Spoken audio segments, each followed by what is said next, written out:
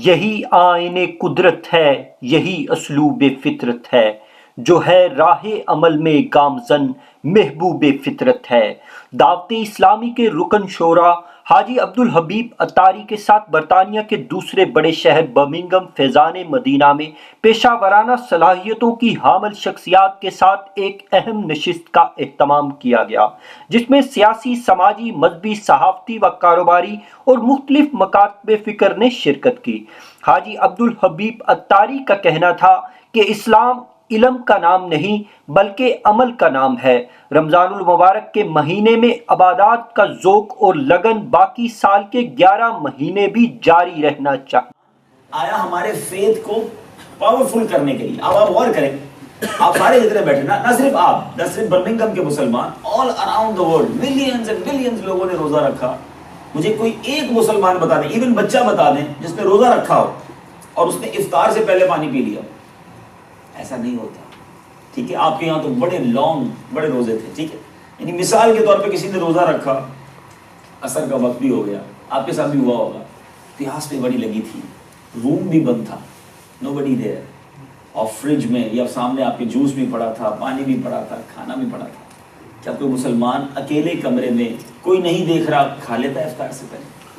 نہیں کھاتا نا، حالانکہ پیاس لگی ہے، بھوک لگی ہے۔ اور ایک بات یاد رکھیے گا، یہی جوس، یہی فروٹ، یہی کھانا یہ حلال تھا اس کے لیے روزہ رکھنے سے پہلے۔ اٹ مینز حلال چیزیں اس نے اپنے آپ کو روک لیا صرف ایک وجہ سے، بھلے وہ ماڈرن مسلمان ہو، میں نہیں کہتا بڑا مذہبی اسٹرانگ تھا، ایک نارمل مسلمان، ایک نارمل بچہ، خاتون، عورت، مرد، اس نے افطار سے پہلے اکیلے میں بھی کھانا نہیں کھایا۔ کیوں؟ کیا بلیف تھا؟ جس کا روزہ رکھا ہے وہ اللہ دے۔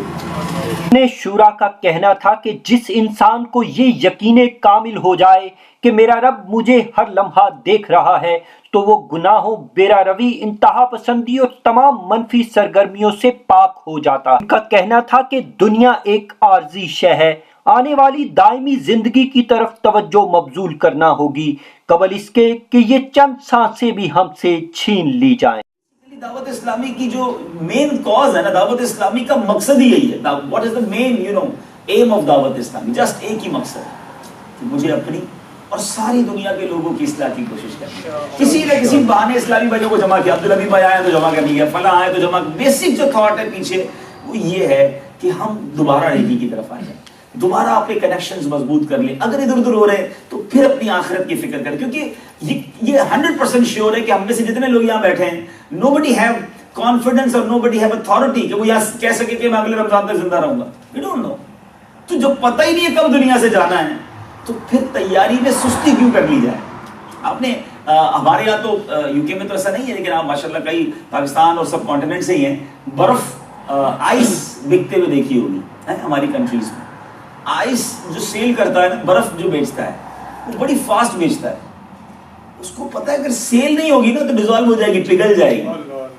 برف یا تو بیچ دو، اگر نہیں بکی تو ختم ہو جائے گی کیونکہ پگھل رہی ہے۔ ایکچولی میری اور آپ کی لائف از لائک آئس ان اور ہینڈز۔ مجھے اور آپ سب کو سمجھ لے ایک ایک بلاک آئس کا دے دیا گیا۔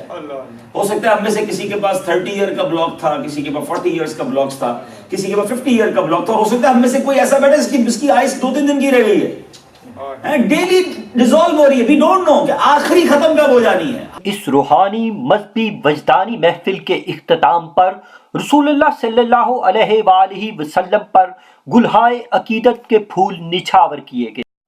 جلوائے شان قدرت مجھ سے خدمت کے قدسی کہے ہاں رضا، مجھ سے خدمت کے قدسی کہے ہاں رضا، مصطفیٰ جان رحمت پیدا سلام، شمع بز میں ہدایت پیدا کو سلام۔ اجتماع کے اختتام کی دعا پڑھ لیجئے۔ الصلاۃ والسلام علیک یا رسول اللہ وعلی آلک و اصحابک یا حبیب اللہ۔